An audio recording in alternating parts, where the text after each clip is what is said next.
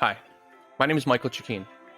The smartest people I've met have one common belief, that us silly humans really don't know much. For example, we still don't know why planes stay in the air, or how Tylenol or even gravity works. Yeah, gravity. Look it up. In today's distracted, clickbait, misinformation age, I wish we could all be less certain, more humble, and a lot more curious. Admittedly, I've been known to struggle with all three.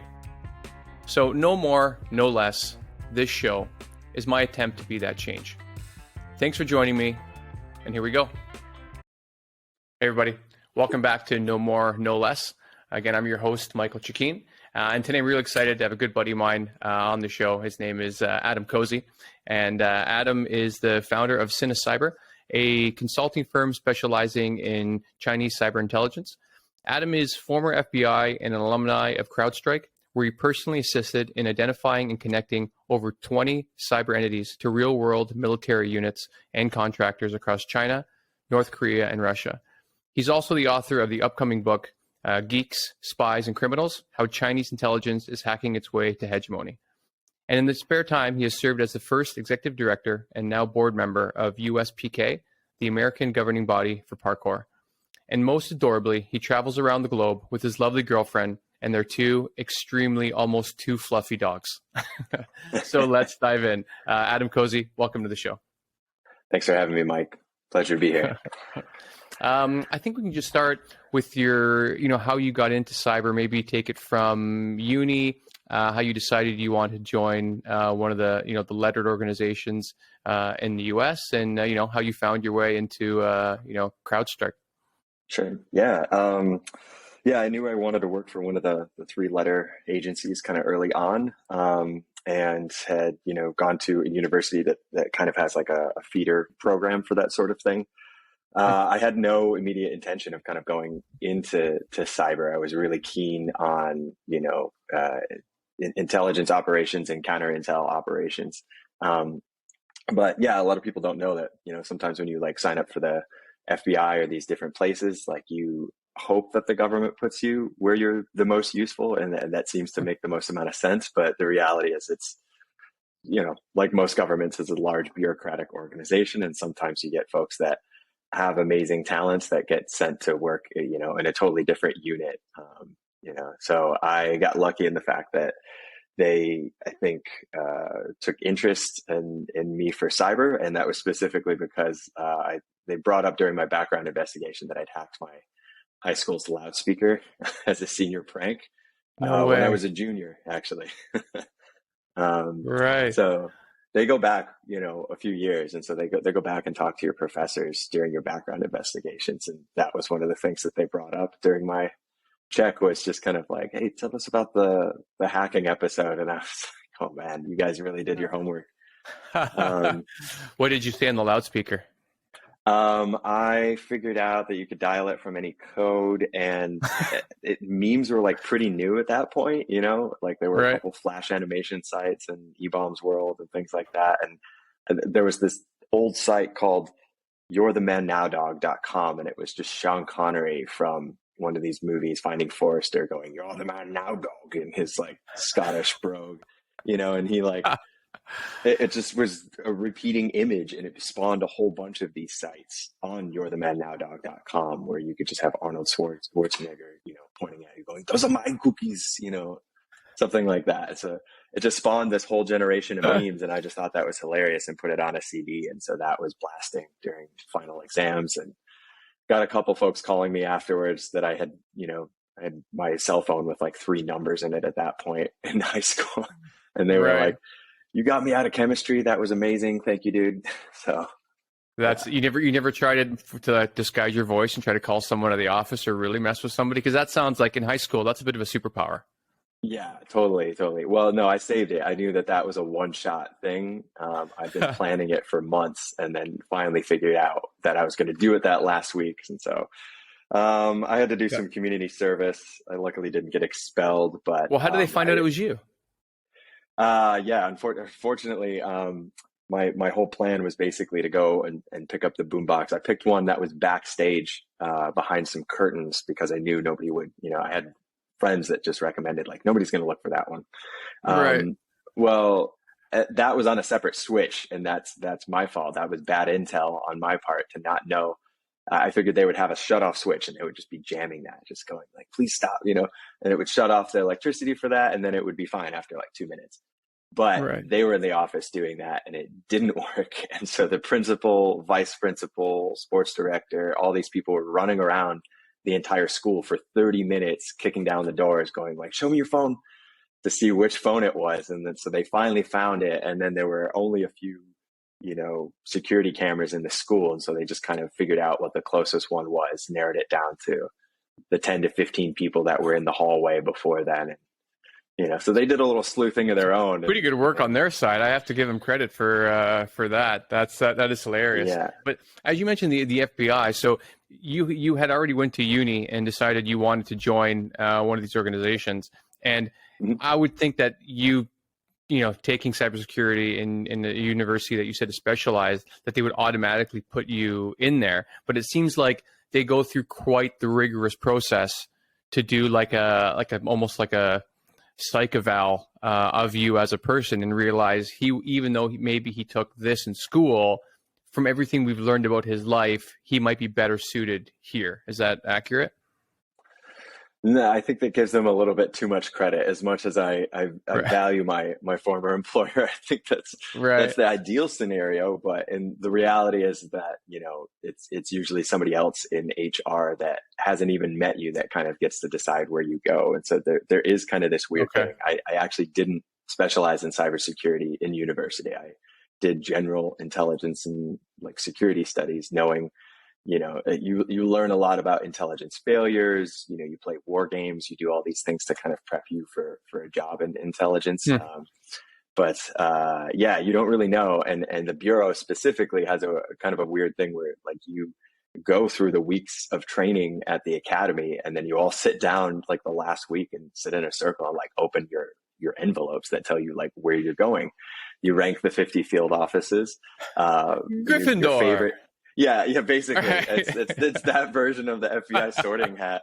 But it's like amazing and heartbreaking at the same time, because it's just like somebody sat there and rated their favorite to least favorite, and that just like by statistically, like somebody's going to get something that they're not super happy with, and so it's like everyone's going around, and all of a sudden it gets to Jim, and it's just like, white collar crime, Anchorage, Alaska, Jim, and you just see, wow, like, oh shit, yeah. And so then they have to decide if they want to like still do this and hope to work their way up, or just leave, I guess. Yeah, I mean, they always technically, I guess, have the option, but it's kind of like you'll get some flack about that if you just try and quit that. You're basically signing on to go. It's not quite military service, but it's kind of close to that in the fact that like. You're supposed to then put in at least a couple years in your field office before you request a transfer. So you do get some folks that get put in their first posting and are very upset and just kind of like biding their time until they can move to a different one. Right. Well, that's a big day, and I would imagine you can't speak so much about your postings. But how did you decide to move on to CrowdStrike? Because if memory serves, I think you were one of their first 50. Employees, so that must have been like a time where you definitely decided like, okay, I don't want to grow further up in the FBI organization. I definitely want to do something that is very targeted to cyber. Yeah, I was really lucky. The unit that I did get placed in, not only was I useful, I mean, what I think people would shock most people is like we had an Asia cyber unit at headquarters, and that's where I was working, and then. But I was the only person that had any sort of Asian language capacity. Like they have a whole separate kind of fleet of translators that you can send stuff off to, and it takes X amount of weeks or something to get something back. But like I was the only person that had taken Mandarin or Japanese or like any sort of Asian language. And so I think most people crazy. just think that's, sure. In some ways it totally is. And so it is a smattering of just kind of like, people don't realize how big an org those places are and how easy it is to get lost in the shuffle. But I've been lucky that I chose, I think, headquarters, because a lot of people choose field offices. It gets them closer to maybe where their family is, what state they're from. But I was like ready to move to DC and kind of dive headfirst into it. And so I'd worked my way up to be the morning briefer for the director of cyber. And so that got me in the room, I think, with a lot of big brains in where cyber was headed and kind of, the Sure. forefront of that. And one of them really took a liking to me and just kind of let me know that he was going to be leaving for CrowdStrike fairly soon. And I said, that sounds cool. What is that? And do let me know if they're looking for China analysts. And then about a month and a half later, I think I got the call saying, like, now's your shot. And I thought, kind of like the bureau, I was going to be coming in and being another cog in the wheel, but instead I got over there and they're like, no, we don't have an Asian, cyber unit. We'd like you to help build one. So Like, that was, you found that out on arrival? yeah, pretty much. Yeah. Oh man. It was stealth startup. I mean, there was literally just a site and then like an email to like, to apply, basically. That was it. And it was just kind of the whispers that I'd heard around the community were like, hey, these guys are going to go and actually like really try and take it to China, Russia, a lot of these cyber adversaries. And yeah, I just kind of noticed that there was this trend of just like the government's aware of a lot of this stuff that's going on, but like there either weren't the legal frameworks in place to, prosecute people or kind of stop it from happening if those folks are in China or Russia. And to be honest, it's still a little bit of the same game where it's like you can catch somebody or out somebody of where they are, but it's still kind of up in the air. It's like, can you go arrest that person? Do they have an extradition treaty? Or is there some other method that you can use to kind of impose consequence or impose cost on what they're doing? Interesting. Yeah, because this will take us a little bit further than a question I had in mind for further. But so I've heard that there are these bot factories or hacking factories, let's say in China or Russia. In Russia, I've heard, and again, this is hearsay, but they have these giant warehouses of people that are working on hacking different institutions in the West, that they have identified where they are, how they function, but it seems like they're unable to shut them down because of what the follow-on consequences might be. So my question is, why, like, what would these consequences be, and why can't we just go in and shut these buildings down? Sure. And yeah, I can back up a little bit and just say that, like, I don't know that like hacking factories is probably like the best terminology for it. Like most of the time there's, we use the term like state backed or state directed. And because it can be a range of different things. It's a sliding scale of involvement by the state at this point. And, I think we compare things a lot to the US and very like Western way that this is handled, where it's like, in order to do a hacking operation of some sort, it's military or NSA, and they have this level of clearance, they have to have sign off here, here, and here, and it's treated like an actual military operation. In China and Russia, it's a lot looser, and so you basically had both of them. For Russia, it's much more criminalistic in nature, because it was basically like in the 90s, as the fall of the Soviet Union had happened, and then Putin was actually starting to gain power and ended up becoming prime minister in, I think, like 99, like right before the millennium turned.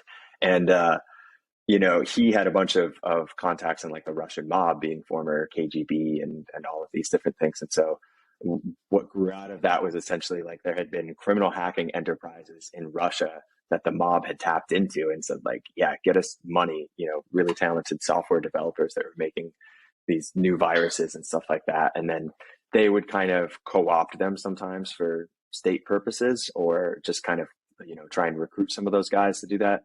And China did a lot of the same stuff, where basically, first it started off with patriotic hacking. Like there was a whole thing where, like in 2001, the U.S. Air Force flew like a spy plane, and it collided with a Chinese jet and forced an emergency landing. The Chinese pilot was killed. It's called the Hainan Island incident, by the way, if you need to look it up later. But it's and then the U.S. pilots got stranded in Hainan, the southern island in China, and it was this big diplomatic standoff. And during that time, China was basically saying, like, you need to issue a formal apology. And the US kind of was like, no, we were flying in open air and your pilot was being aggressive. And so there's this huge standoff, and it was a big diplomatic thing. And then they finally released the pilots, but the local populace in China had started like hacking a bunch of US sites, and there was this mini hacker war. And from Hmm. that moment, you could see that the government was kind of like, we don't entirely know how to control this, but at the same time, like, we're not upset about it, because they felt like they were in a diplomatically sensitive position to where they couldn't get the US to apologize. They didn't have the leverage to do that. And so they were more than happy to let these guys go off and just kind of do their thing. And then as time went on, they basically started scooping these guys up into the military, or the People's Liberation Army, or the Ministry of State Security. They're kind of their version of CIA. And so they started scooping those folks up at that point. And, that is kind of the definition of like, state-backed can be one of those military units that is directly tied to the state and the army, or it can be, a contracting entity that gets paid state funds to, carry out intelligence requirements and go collect on those. Right. Yeah. Yeah, definitely. Hacking factories are the quickest words I could have pulled together, because it seems like, everything, you mentioned this before we started recording, that everything we normally see about cyber is more like Hollywood based. And there's just so much more that, just being buddies with you for the last few years, that I've learned, and we'll just fall into these conversations and I'll be like, what? That is like what? Or sometimes you'll throw out a topic that sounds like a future threat. I was like, okay. And because I imagine in this world, especially now that like international tension seems to be, being wound tighter and tighter on a number of different issues that, between China, Russia, and the West, most of the US, that you're kind of on the cusp of where we're heading. So I guess to set the stage for that, I'd like to go back to something that, in 2016 that will maybe set a foundation for how cyber works, so people can understand, what you did at CrowdStrike, how important it is, and how influential it can be in the world, politically and otherwise. So in the 2016 election, everyone knows there was this big Democratic National Convention hack, the DNC hack, where they hacked, I believe it was Hillary's campaign manager, or just the general convention's email. Yep.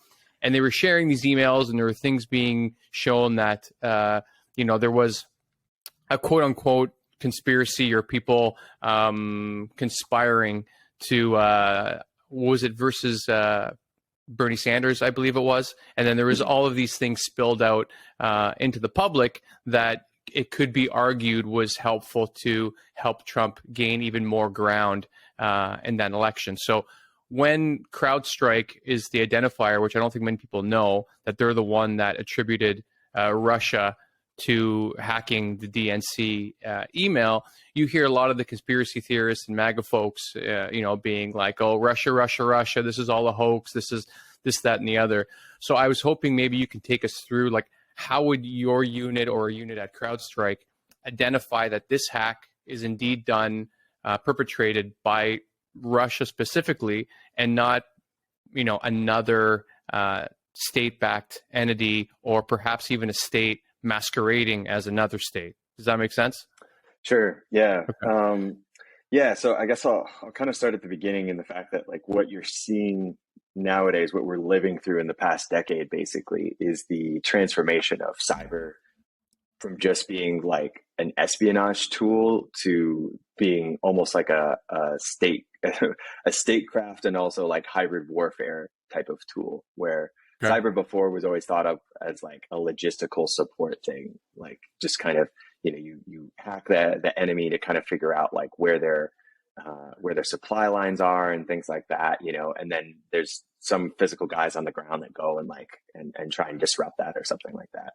But now you're seeing, even in Ukraine, what's currently going on is obviously like cyber attacks were being used immediately to take down power grids so that people could sneak in the dead of night. And so it's no longer as supportive, and it's much more directed to outcomes, like how can I get exactly what I want? And so the DNC one, it was, a really good example of Russia basically has, playbooks that they run for kind of like hybrid warfare that basically like, you know, it, we've been nuclear powers for a very long time, and we've come very, very close to nuclear war many different times. People, I think, still don't realize that it was like literally one level-headed person not pushing a button at a certain time that like has not blown the entire world up at this point.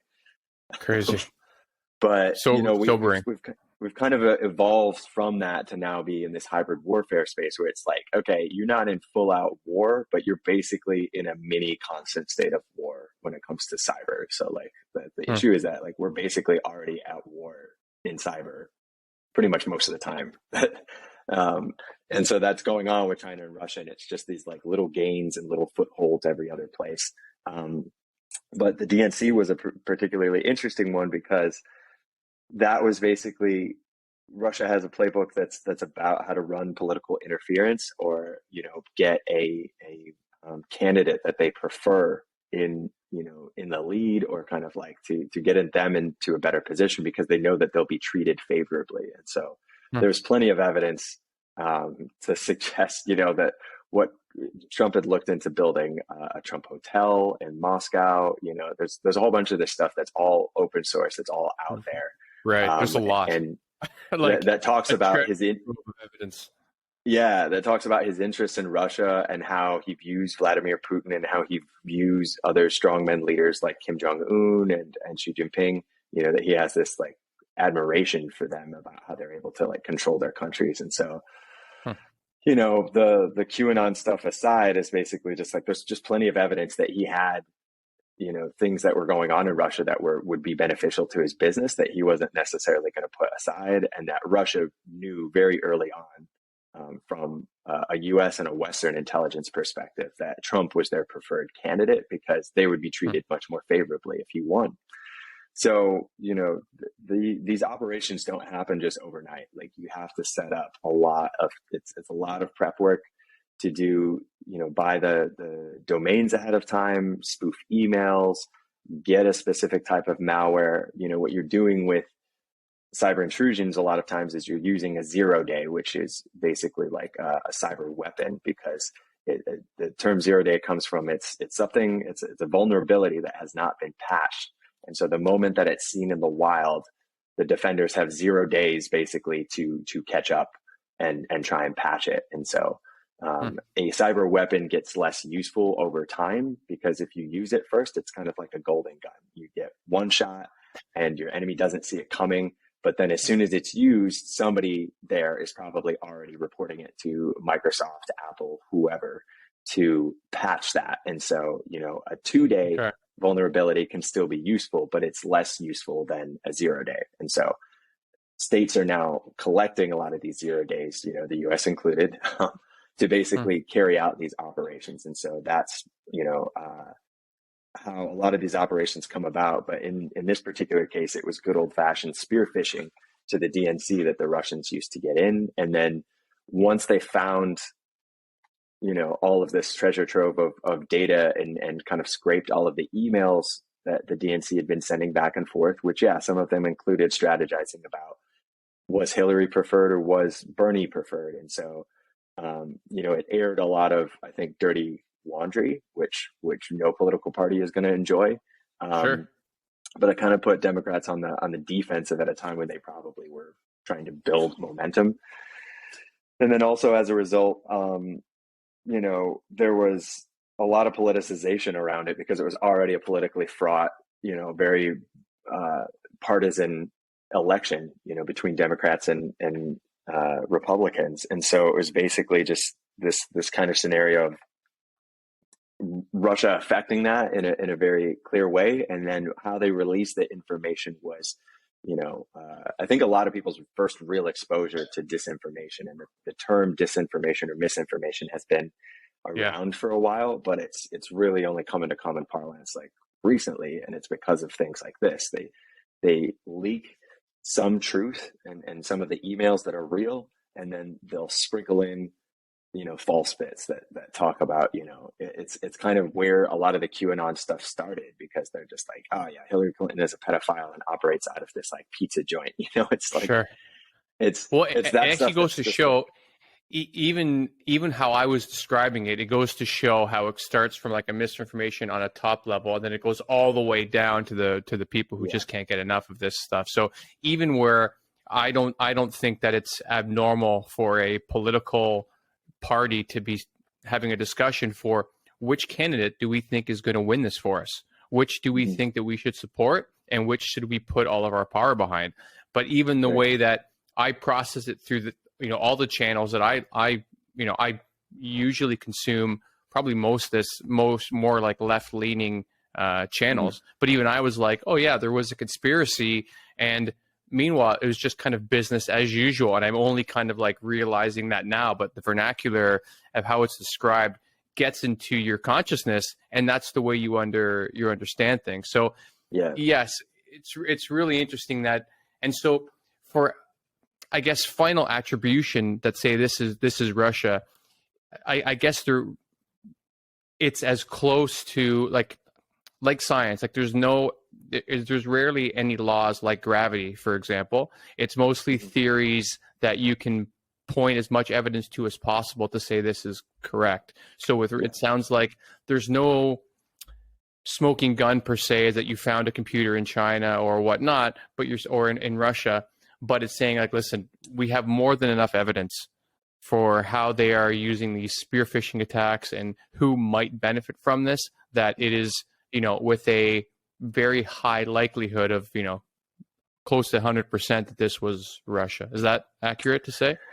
Yeah. So, how cyber forensic works is a lot how regular forensics works, right? So what you kind of see in even from your Hollywood or Law and Order shows is like when a crime scene is there, it's kind of like you leave the crime scene intact, you take a bunch of photos, and then you start looking for particular clues or kind of like you find if there's a gunshot, you find the bullet, and then you find the casing, and then you try and match what are the tool marks of like where the hammer comes down on the cartridge and actually like fires it.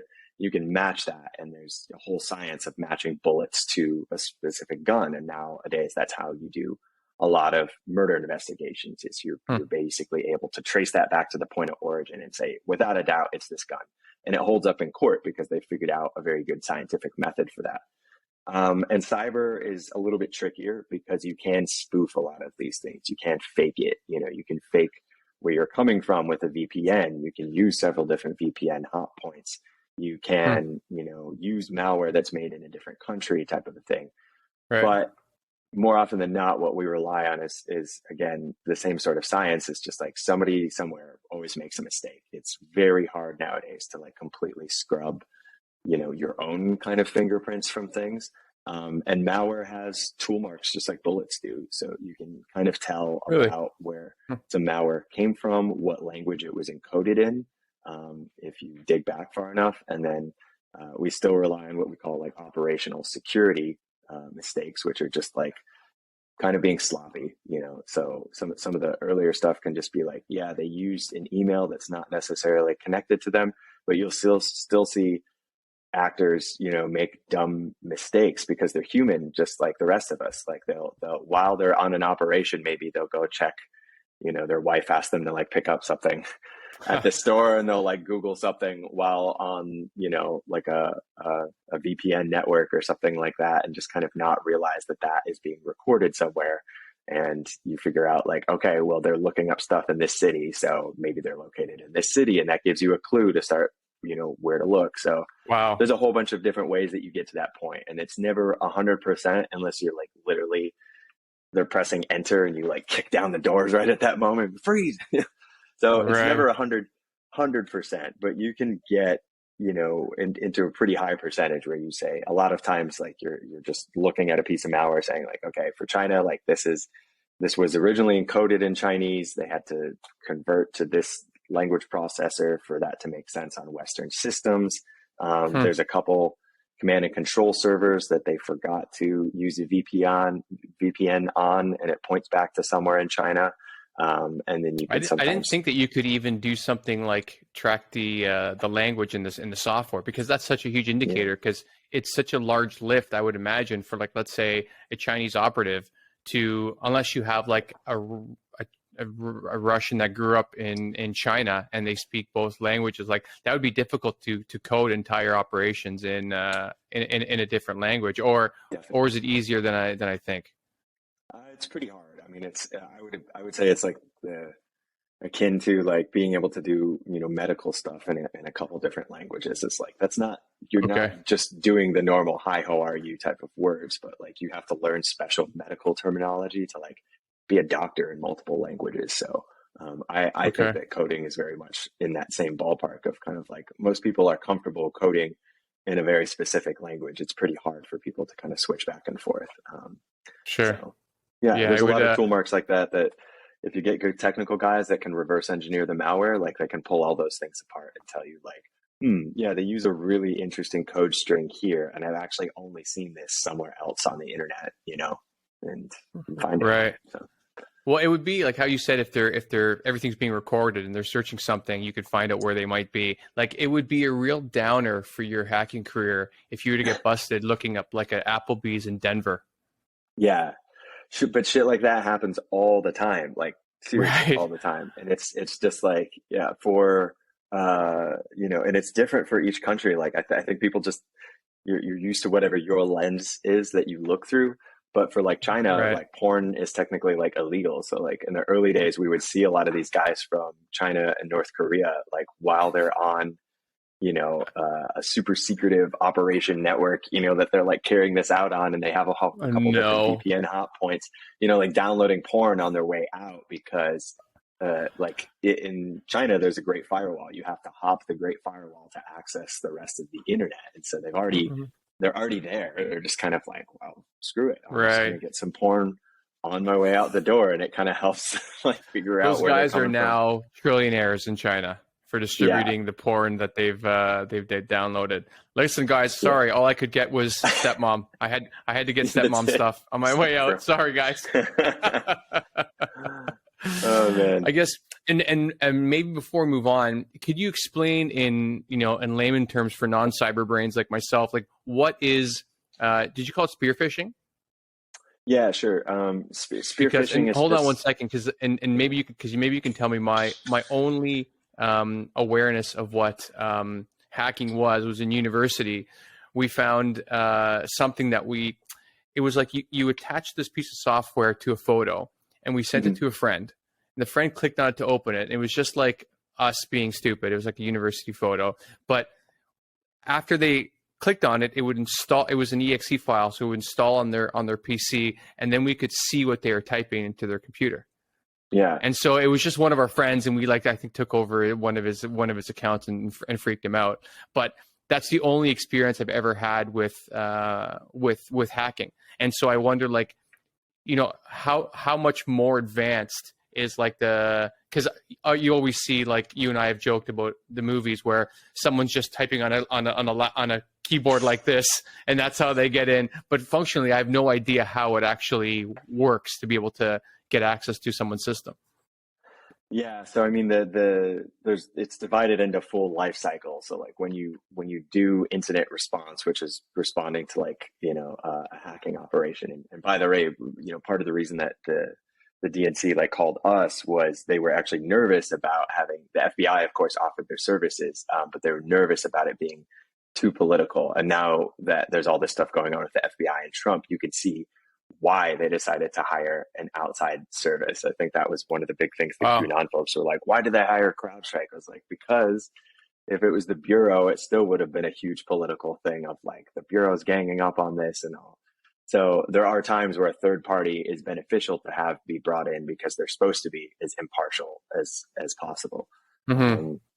But yeah, spear phishing is basically just like the first initial intrusion. Like typically before you carry out a hacking operation, before you ever send anything to anyone, there's a reconnaissance period where you're trying to figure out like, okay, if you're my target, Mike, I'm going to try and do as much open source research about you, figure out some of your habits, where you frequent, maybe what email you would trust to see, coming from. So if I know that you're a member of this health club, I might try and spoof my email to be, coming from this health club. So it looks like it's one of these things just saying like, hey, Mike, we didn't actually get your payment for your last month's membership. And then you're going to click a link in that email. And that is the spear phishing email. The link in there directs you to a site that will silently in the background download some sort of tool. And then that tool sometimes can be really simple or really complex. Like it sounds like what you were talking about was an actual remote access tool, which there's plenty of good uses for it. If you've ever worked at a big company and your IT staff needs to come on and fix something for you, they're using technically a legal remote access tool to take control of your computer remotely. No, we couldn't get access to the computer. We could just see what they were typing on their keyboard. So we could see if someone put like, so Johnny Blaze at yahoo.com. Keylogger. Yeah. That's what it's called. Yeah. Yeah. So, and keyloggers sometimes are a really good way to just like collect. So if a rat or a remote access tool is too noisy sometimes, and antivirus software and things like that are going to look for those specific things. Sometimes the keylogger can be, just it's a few megabytes or something really small on your computer that you're not going to notice in the background, but they'll collect a whole bunch of your passwords. Then they've got access to a bunch of your accounts. And then from there, they can kind of gain different access to your other accounts or your networks. And that's called lateral movement.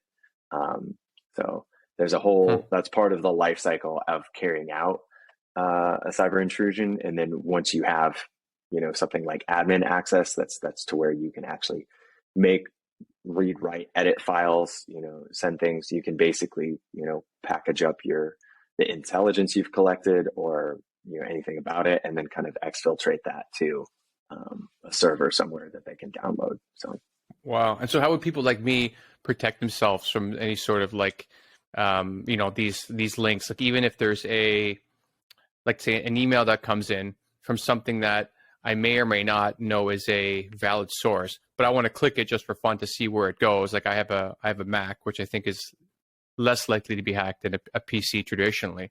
But if I were to click it and go to the site, like, can I know that something wasn't executed on my system so that it's either keylogging or, getting access to other files? Like how can I even know?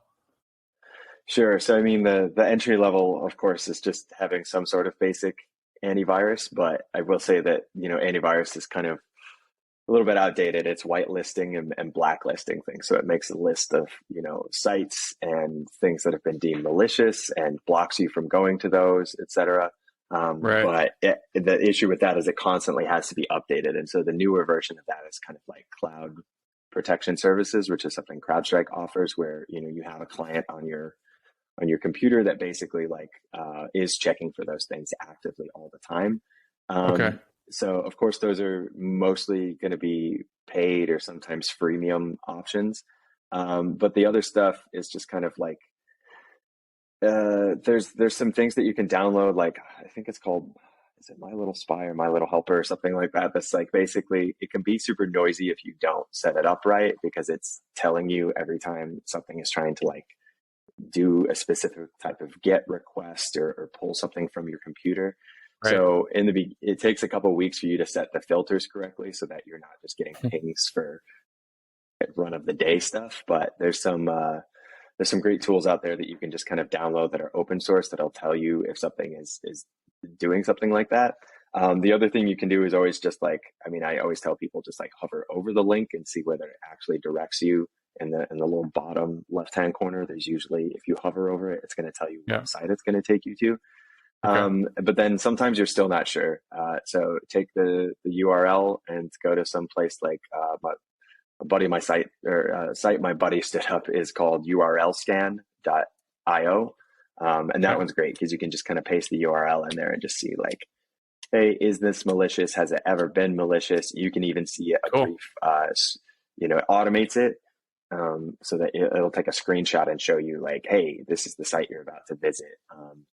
You still want to kind of like do this. So there's some cool tools out there that you can use. And then there's a ton of courses, I think, on Coursera and edX and all of these other free things that basically teach you up-to-date techniques for like how to stay on top of spear phishing. But that's probably the best advice I could give. Gotcha. Thanks for that. And I guess, okay, so how can you, let's go a little crazy. How can you scare us right now? and just tell people things that normally we wouldn't hear, because no one's normally talking to cyber experts. It's very rarely on the news, and if it is, it's something more superfluous that we can't really relate to. So is there anything that, well, now, with the geopolitical situations everywhere, is there anything that you could tell people that would really shock them, to be like, that we should be more aware of these things in our daily lives and where it might be headed? Sure. So, I mean, just based off of the last thing we talked about with the DNC, is just kind of like, you see where, it could be argued basically that Trump getting elected was a perfect storm of a bunch of different things. The FBI James Comey investigation into Hillary Clinton happening about 2 weeks before the election played a huge role. There were a whole bunch of little factors that kind of added up to this. But if you removed one of them, including some of the DNC hacking, I think there's a very good chance that Trump may not have won the election. So, and again, I'm pretty apolitical for my job. Like, I try not to really take sides on purpose, because that's how to be good at your job, essentially, when you work in the intelligence space. Sure.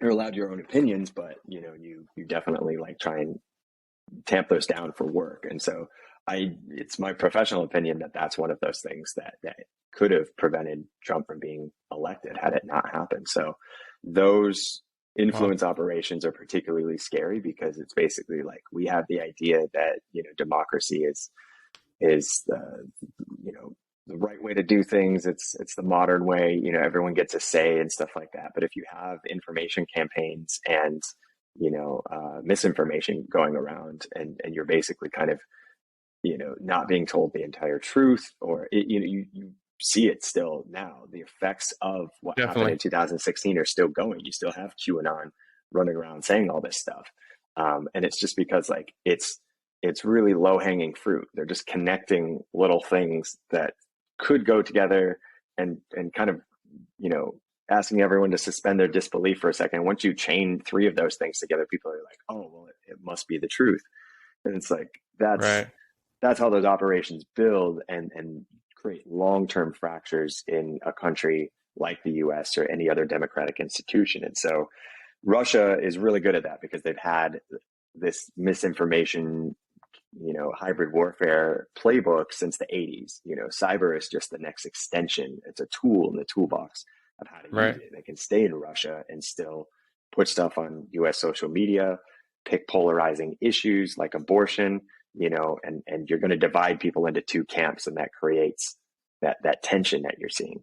So Russia's very good at it. But what I think is concerning, or what I've definitely talked to, congressional folks about, is basically just the idea that like China will be even better at that, because they are learning from Russia's playbook, and they want to perfect the science behind it. And China's very good at automating those types of things, and they haven't quite cracked it. If you've ever seen any of the China now pushes out propaganda that's geared towards Western audiences. So it's in English, and it's supposed to appeal to the news that you and I watch on like a daily basis. Whereas if you watch local Chinese news, it's just laid out in a very different way. It's all super propaganda heavy. Xi Jinping did this today. It was fantastic. It's just very much in line with all of that. And anything that they don't want you to hear, they're able to filter out of their population. But the larger consequences are basically like, they have the biggest testing ground in the world, because it's 1.6, 1.7 billion people that are kind of in their own little bubble that they are able to experiment with controlling. And so COVID actually has presented a great opportunity to kind of work this. What they do now is, there's a certain amount of internet and information that's going out when there's a lockdown, to prevent people from panicking, or to direct their anger towards maybe something else if it's not the Communist Party. And so you're able to get to this point where they can start doing that. They can start to stoke local tensions by putting out different types of propaganda. And so only a small percentage of your population is going to have the smarts and the money and the means to hop the Great Firewall and try and figure out maybe what the real story is. But the majority of folks are just going to believe what's being fed to them, and they could just say, yeah, tomorrow Taiwan did this and it's terrible and everyone should hate Taiwan, and you could start over a few weeks and months really building up that sentiment, and so that people are getting progressively more nationalist. And then China could start to automate, different types of influence campaigns against Western politicians, so that you line, the next cabinet, of the president with like people that are, pro Beijing, more than usual, just kind of like would go in their favor. And so longer term, basically they could be like pro Huawei, and you can get Huawei towers put everywhere. You don't have to pretend that you're pro Beijing. You can pretend that you're more pro business and competition. And exactly. Yeah. And it seems like now there's even more confusion because you have, and politics aside, it seems like there are even, let's say Russia and the U.S., there are people in the U.S., mostly from the from the right, that seem to be parroting the exact same Russian propaganda points that are coming out. And so now you're seeing a mainstream politician who, for people of that party, would trust, and they're parroting these things that are seem to be coming from the FSB or the Kremlin. And it's hard to kind of decipher now what is real and what's not. And if you have a very busy life, and all of us have like our phones that we're probably more attached to than we'd like to be, we have all these different touch points of things we're looking to every day.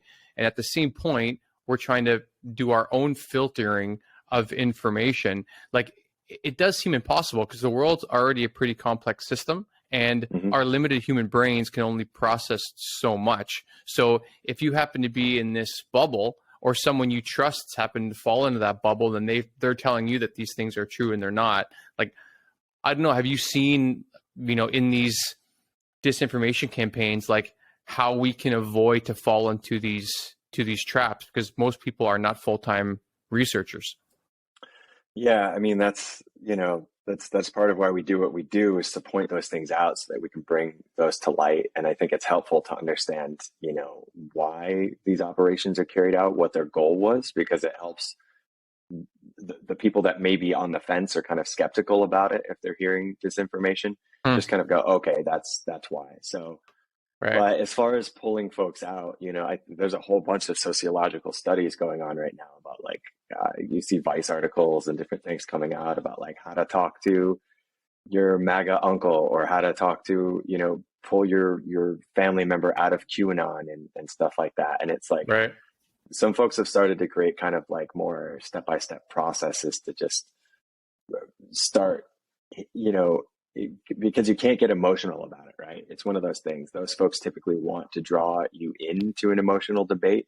For sure. So you just basically have to show little things that you're just kind of like, irrefutable evidence in some cases is what they're going for, but you'll still get just a response of like, well, I did my own research and it turned something up differently. And so what's super dangerous about the times we're living in is kind of the idea of like, what is truth?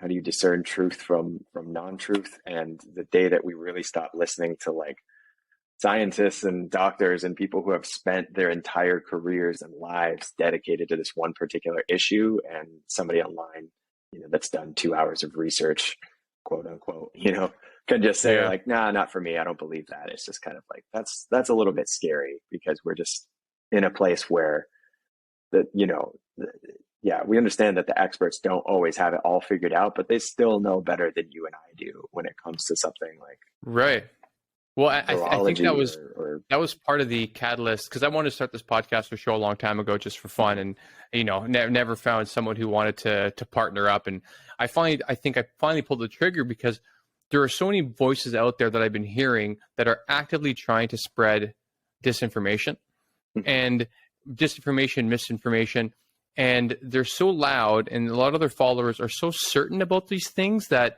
they're not experts in, and they would never be able to know. And so the idea that I really wanted to help propagate is that like, we should all be more curious and less certain about things, especially when we're not the experts. Like, I don't have a degree in virology. I don't have a degree in cybersecurity and all of these things. And so I think like through this hierarchy of academia and experts, like we have to understand, sure, there are experts that are going to get things wrong. There are experts that, maybe they're just not good at their job. But the majority of the collection of evidence, I think we have to say, like, okay, this body of individuals as virologists or whatever, this is what their consensus is. And so if I'm going to disagree with it, like, the hubris on that, I think is so enormous.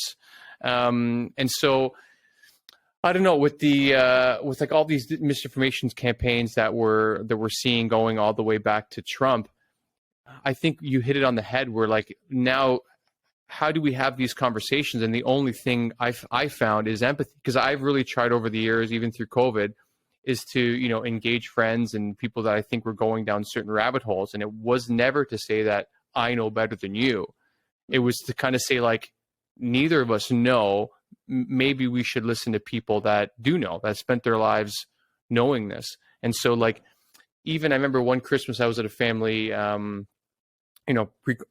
I think it was just after Trump won, and we have one cousin from the U.S. that came back to Canada, and I love this guy to death. He's one of my favorite cousins since I was a little kid, and he's become very pro-Trump. And so we had this, like, very lively debate in the living room, and, like, a political science cousin, myself, and a couple other people poking the fire. But what it came down to is that, like, we would be listening to the points that he would bring up to us about Trump's going to do this, and this is why he's okay, and and even though we didn't agree, we're arguing back, saying, yeah, but there's this part of evidence, there's that part of evidence. Trump is this, and that as a person, and all these things are clear. And his response would just be like, oh, but you heard that from the mainstream media, you heard that. So at one point we kind of had to stop and say, like, why is it that, like, all of your evidence is evidence and all of our evidence is fake news? Like there's clearly something going on here. And I think at some point you have to realize, okay, is the topic you're discussing more important than the relationship, or is the relationship more important? Because something like Trump, especially if you're in America, it's definitely more, incendiary for all the things that he's done. Whereas at least out there in Canada, when people get into these conversations, I only go so far, and then I'm like, okay, like, this is really going to become damaging to our, the love between us, and the empathy will never come back.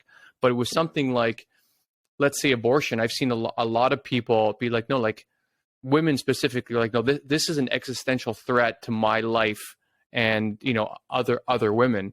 And so they've started drawing lines to be like, no, like, our relationship is kind of contingent on this issue now. And they've started drawing serious lines. And I think that's the hardest part. I don't know if you've experienced any of that.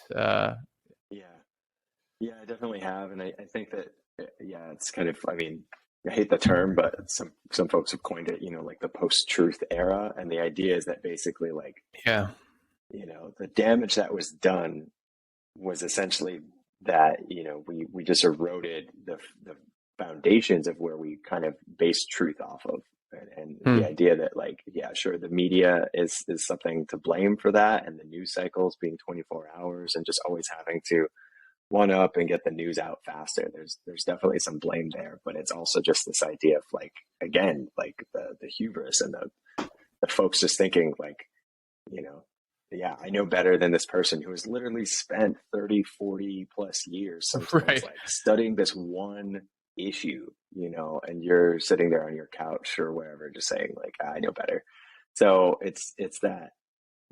Or when they're wrong, they use it as a gotcha to be like, oh, they were wrong. So they were wrong about everything. And we were like, well, that's kind of not how this is not how this works. Like, there's an evolving body of information that we're trying to flow. And they play, like, Monday morning political scientist, or, scientist in general. You know what the answer is to me? I mean, I say this as, like, an analyst, is basically, like, as an analyst, what you learn to do is essentially, like, synthesize a whole bunch of information, like, ingest it, and then pick out, key factors and timelines and different things like this that you're just kind of, like, all putting together to maintain, like, a cohesive narrative about, like, why, in my case, like, a cyber operation happened. But in order to do that using, analytic techniques that have been perfected since World War II, I think is when a lot of these were kind of founded by, like, the UK and CIA specifically writing all of these intel techniques, which are basically like how to think about thinking while you're thinking and check your biases, check your sources of Jeez, information hold on. for veracity. How to And think then, about thinking. All right. yeah, and it's complex stuff because it's basically like I can put out my research, but I mean, part of putting out good research isn't just being like, that's it. I found the culprits. It's like going back and then once you have your hypothesis about, I think it's this particular unit in China, like, can you go back and with a critical eye against your own work or have somebody else step in to say like, hey, yeah, I mean, that's a little far fetched. Like, don't you think you should like find something else that kind of props up that hypothesis or proves that that's true? And Right. so sometimes you do get through a product and just realize like, this isn't as airtight as I thought. I need to go back, examine my bias that I had towards this and reframe, my hypothesis to be something different. And so Right. I think that the rest of the public could actually use, some schooling on stuff like that, because it kind of teaches you how to do that sort of stuff. And so one of those things is like when you're having an argument, it's still based off of, I think, Greek philosophers and like how to have an argument, and it's logical fallacies. You learn about the ways that people structure an argument to support what they're saying, and that what you see with a lot of the MAGA QAnon folks is just like it's like people that maybe just didn't have the wherewithal or knowledge to do this before, but Trump taught them like the basics of like straw man arguments and like how to like prop something up to make their argument just seem like the best thing in the world. And it's like you almost need training in those logical fallacies to just be like, Right. you can point it out. You can just like watch, some of these news programs and just go, boom, okay, that's that logical fallacy. That's that logical fallacy. And you Sure. can basically pick apart somebody's argument that way. And then, hopefully you're using your powers for good, and then have a counter argument that doesn't rely on logical fallacies. And it's just like scientific research paper, this, here I showed my work. Right. And they can still at the end of the day just be like, oh, that's fake news or whatever. But you're just like, I have done more than you to prove this, like this For is sure. Well, perfect. I think the last aspect of that I was just reading an article on last week is that the key about communication is that both parties having to be, open and willing to change their mind and, to try to assimilate data to get something that is, towards the truth and not be playing teams. Like I know, for example, I've got really frustrated in conversation over the past couple of years based on, politics or COVID, where I try to step lightly. And anytime I'm having these conversations, I try to understand their perspective, even if it really is the polar opposite of mine, the antithesis of what I believe, to see like, what can this person teach me? And I try to find some sort of common ground. So perhaps we can, find somewhere where we agree, since we know no one's gonna flip on this. It's obvious pretty early. But I always find I'm trying to find common ground, and someone who's trying to engage authentically and with goodwill, normally we can find something, and we can kind of change some sort of belief systems a little bit.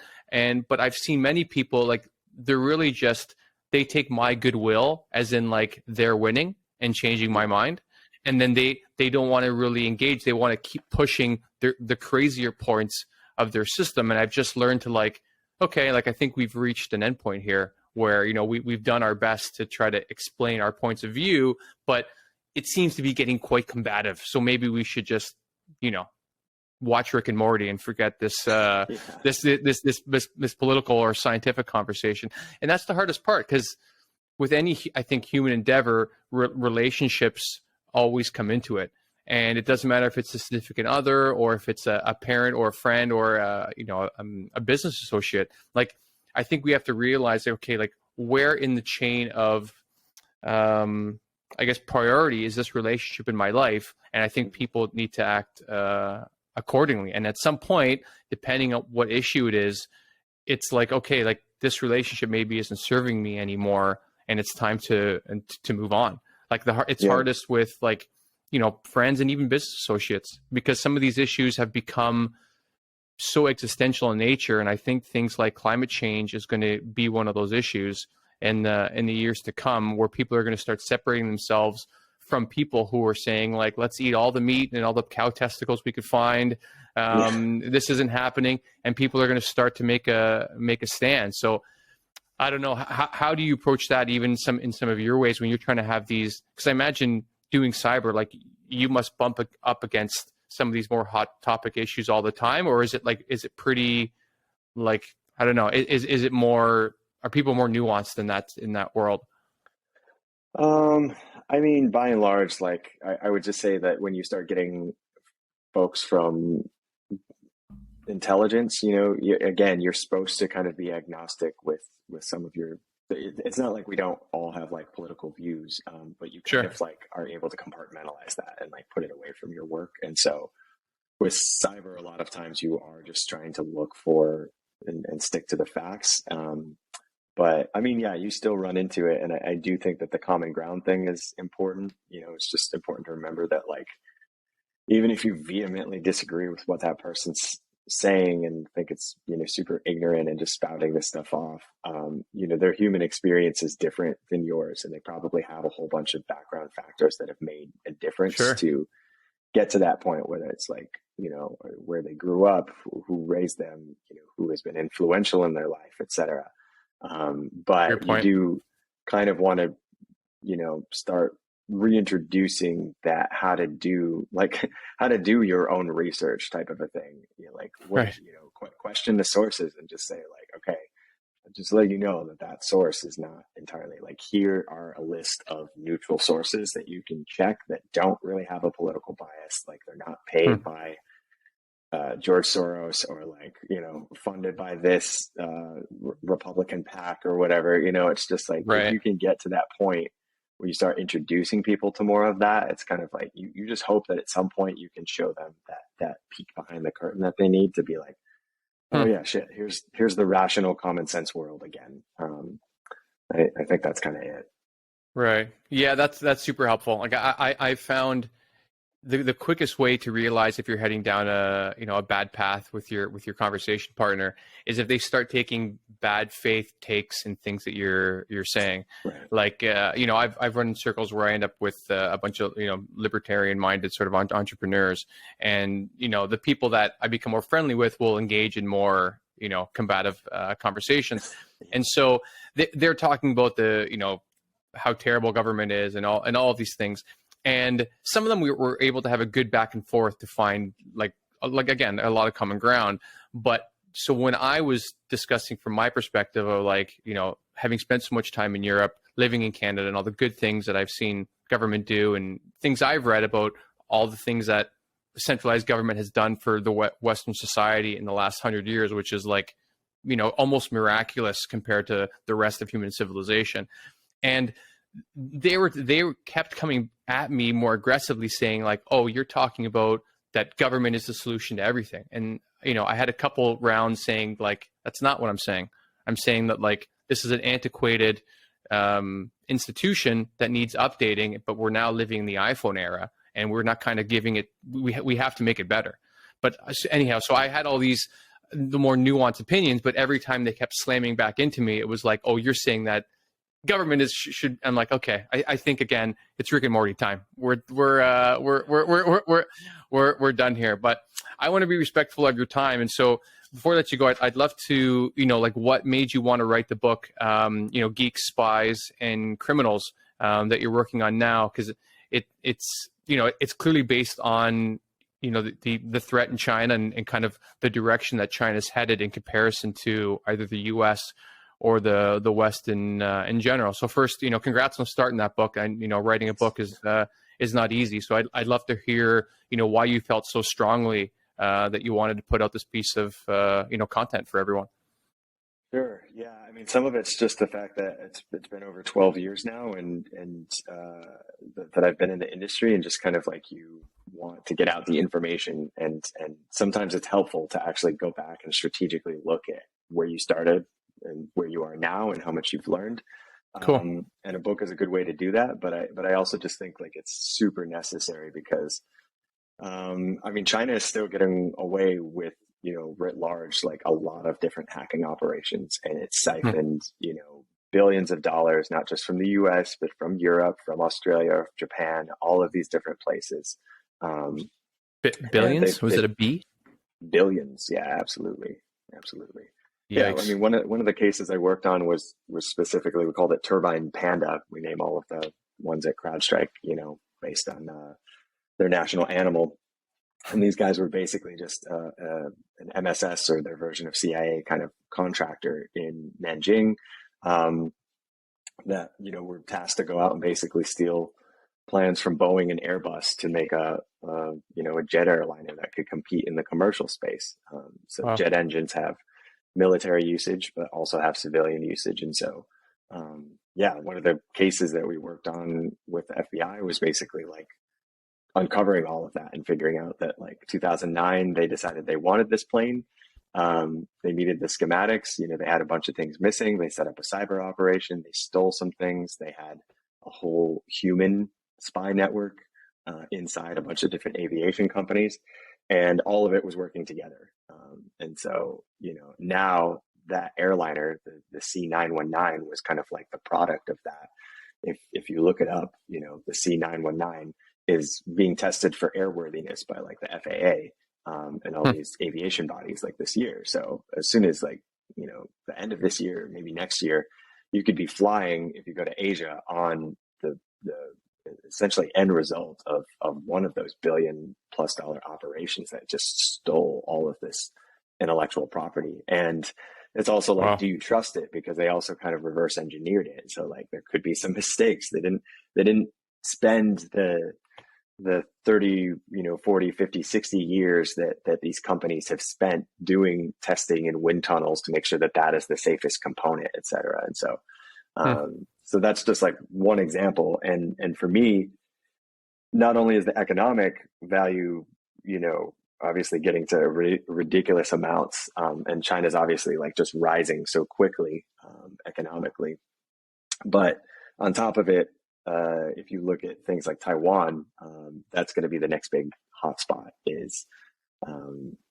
That's something that Taiwan, they think is part of their territory from historical days, and so therefore, they want to take it back, and that will be, the next big kind of Ukraine-like conflict. And they've learned the lesson that Putin didn't follow, which is get in and get out very quickly.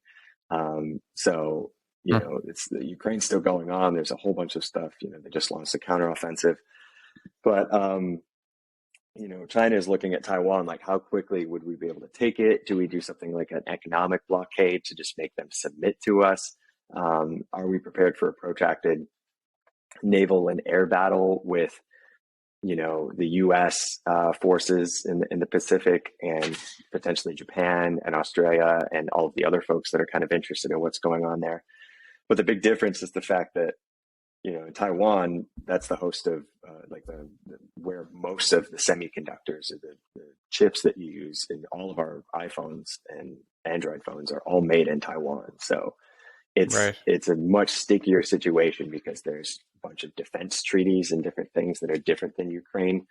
And the stakes are higher, because even if the governments of the world don't necessarily care about Taiwan, or it's diplomatically sensitive to engage with Taiwan, they very much care whether China controls the semiconductor chip supplies. And so part of what I'm doing with the book is basically trying to provide as much of a foundation or a background for that, so that anyone who is defending themselves from China cyber attacks, which is global at this point, it's not just a US problem, can pick up this book, hopefully, and just kind of understand, like, here's how China started doing this. Here's how it has altered their trajectory in a very positive way for the Communist Party to rise this quickly and have all this technology. And I mean, that'll kind of be whoever wins that conflict, essentially, if China wins that will be a serious indicator that they are kind of the next hegemon. And I have read enough dystopian cyberpunk fiction, that I used to really enjoy reading. And I really don't enjoy reading those books as much anymore, because half the times the concepts that they're talking about that seem futuristic and far off is like, that's what China's doing. They have big data tracking systems that, you scan your face, from any CCTV, and privacy is obsolete in China at this point. And it's just like, if that continues to spread to the rest of the world, we're going to be living in a very different paradigm than I think we are right now. And so the book to me is a way to get a lot of those thoughts out, but also to kind of prep the world for what I see as like one of the major threats. And here are the major players that are going to be coming after you. Right.